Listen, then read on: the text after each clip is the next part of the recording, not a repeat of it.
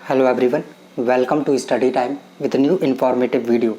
Allahabad high court से जो RO ARO 2021 की वैकेंसी आई हुई थी, तो इसमें जो कोर्ट केस चल रहा है, जो भी इसमें गड़बड़ियां हुई हैं इस भर्ती में, तो उसका जो कोर्ट केस चल रहा है, तो जो सिंगल बेंच का ऑर्डर था कि ज्वाइनिंग पर जो स्टे है वो लगा दिया गया था और नेक्स्ट डेट जो है हियरिंग की वो 25 अप्रैल थी। लेकिन इसके खिलाफ डबल बेंच में केस किया गया और डबल बेंच की जो सुनवाई थी वो 19 तारीख को थी, यानी कि आज। तो 19 तारीख को इसकी जो सुनवाई हुई और 19 तारीख की सुनवाई में क्या हुआ, ज़्यादातर लोग ये कह रहे थे कि जो सिंगल बेंच का फैसला है उसको पलट दिया जाएगा, यानी कि ज्वाइनिंग करवा दी जाएगी, इसीलिए ये सारी चीज़ें हो रही हैं। तो आज सुनवाई हुई है और क्या चीज़ हुई है सुनवाई में, तो वो यहाँ पर सारी जो अपडेट है वो आपको देने वाले हैं। तो देखिए, जो ऑर्डर आया था तो उसमें पहली चीज़ तो ये सारी चीज़ें दी गई हैं कि कौन कौन वकील हैं और किसका किसका केस है और कौन सारी चीज़ें हैं। तो ये सारा यहाँ पर दिया गया है कि बच्चों की तरफ से कौन एडवोकेट है और हाई कोर्ट की तरफ से जो वो किया गया स्पेशल केस, तो इसमें कौन है। तो इसमें मनीष गोयल जी हैं, senior advocate with mister Ashish Mishra ji, और रॉबिन सिंह एंड अदर 44 जो हैं उनमें ये mister Ashok Khare, senior advocate with mister Siddharth Khare, advocate for respondent number 1 to 39 mister AK Roy, और भी बहुत सारे जो हैं, RK ओझा, कई सारे जो वकील हैं। क्योंकि ऐसा नहीं है कि ये केवल एक ही केस के वकील हैं, बहुत सारी जो याचिकाएं हैं वो डाली गई थी और अलग अलग जो याचिकाएं थी उन सबको मर्ज कर दिया गया। तो उन सब के जो वकीलों के नाम हैं वो यहाँ पर दिए गए हैं।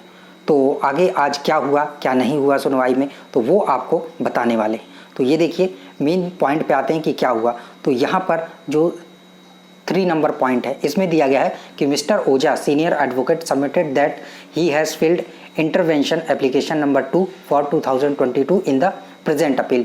तो जो प्रेजेंट अपील है इसमें उन्होंने submitted that has field intervention appeal की हुई है। और 4 नंबर पॉइंट पे इन्होंने बोला है कि let all the aforesaid appeals as well as intervention appeals be listed along with present appeal on April 20, 2022 before another bench। तो इसमें ये बोला गया है कुल मिला के कि जो हमने अपील की है तो उसको एक बार सारे जो डॉक्यूमेंट्स वगैरह हैं, सारी चीज़ों को एक बार अच्छे से जांच लिया जाए, परख लिया जाए, सभी चीज़ों को देख लिया जाए, उसके बाद ही इसमें जो कोई सुनवाई है, कोई फैसला है वो लिया जाए। तो इसलिए आज सिर्फ ज़्यादा नहीं कहेंगे, इतना ही हुआ है।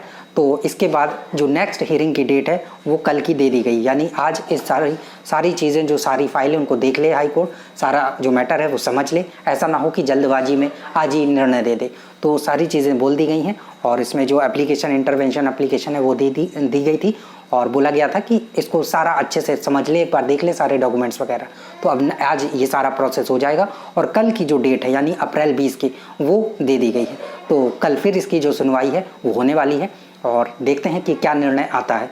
लगातार बच्चे ये बोल रहे थे कि इसमें ज्वाइनिंग से प्रोसेस जो है वो रोकी गई थी तो हटा ली जाएगा, ये होगा वो होगा, केस खारिज हो जाएगा। तो ऐसा कुछ भी नहीं है और अगर केस में दम नहीं होता तो ये पहले ही बताया गया था, बहुत पहले, कि पहले ही दिन हटा दिया जाता, लेकिन ऐसा बिल्कुल भी नहीं हुआ। लगातार केस जो है चल रहा है। तो जो फेयरली सिलेक्टेड स्टूडेंट है वो ज्वाइनिंग का वेट कर रहे हैं। तो देखिए उनके लिए क्या ही कहा जाए, क्योंकि पूरा प्रोसेस में गड़बड़ी हुआ है, तो अन्याय उनके साथ हो रहा है। चलिए कोई बात नहीं है, वो तो आप सभी जान रहे हैं कि जहाँ जो 3 लाख बच्चों ने फॉर्म फिल किया तो सभी के साथ अन्याय हुआ है। तो आप लोग जो 25, 30, 40 जितने भी लोग सिलेक्टेड हैं फेयरली, उनके साथ अन्याय हो रहा है, तो क्या ही कहा जा सकता है। तो अन्याय दोनों तरफ हो रहा है, ऐसा नहीं है कि केवल इधर हो रहा है उधर हो रहा है। आप भी अगर सेलेक्ट नहीं होते तो इस कैटेगरी में होते, वो तो भगवान का वो मानिए कि आपका सिलेक्शन हो गया, इतने सब उसके बावजूद भी।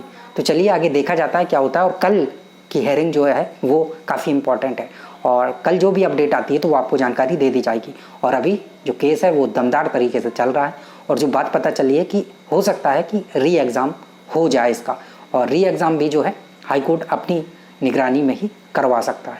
हो सकता है कि NTA ना इस एग्ज़ाम को करवाए और हाई कोर्ट अपनी जो निगरानी है उसमें किसी और से एग्ज़ाम करवा सकता है, या जो भी हो वो कल के फैसले पे निर्भर करेगा। तो कल जो भी अपडेट आती है वो आपको जानकारी इसी चैनल के माध्यम से प्रदान कर दी जाएगी। और अगर आप इस चैनल पर नए हैं तो चैनल को सब्सक्राइब जरूर कर लें। Thank you. मिलते हैं न्यू इन्फॉर्मेटिव वीडियो के साथ।